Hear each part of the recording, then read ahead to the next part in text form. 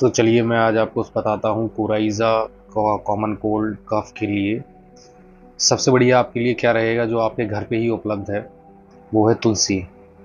तुलसी को क्या करना है कि 8 से 10 पत्ती तुलसी तोड़ लेना है और उसको 2 कप पानी में डालना है और उसको उबालना है, बॉईल करना है तब तक जब तक कि 1 कप उसका पानी कम ना हो जाए।